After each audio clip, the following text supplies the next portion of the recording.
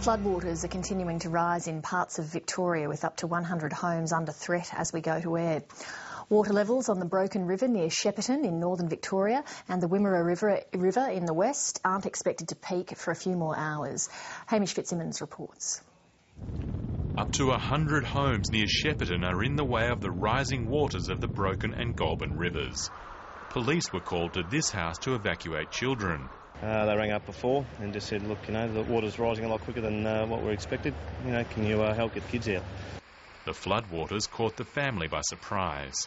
The Broken broke its bank, and that's what's happened. Otherwise, it should have been okay.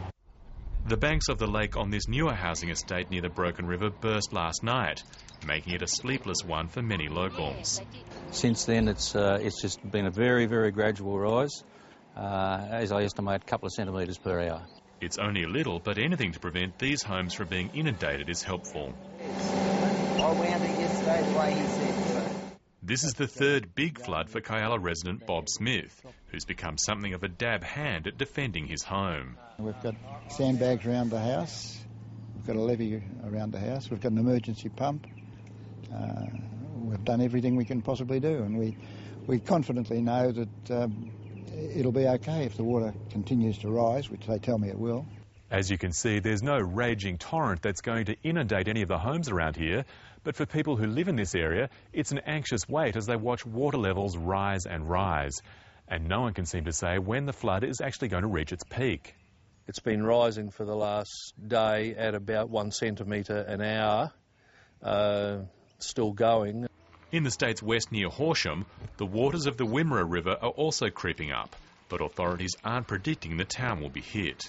Horsham, I think the SES there are fairly confident that there'll only be minor inundation in the town. There was less than a handful of properties that were identified from the flooding of the Wimmera River.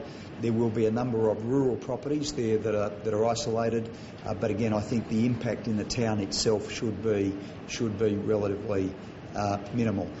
Farmers are welcoming the rains, which have put fears of another year of drought at rest. But floods are always bittersweet.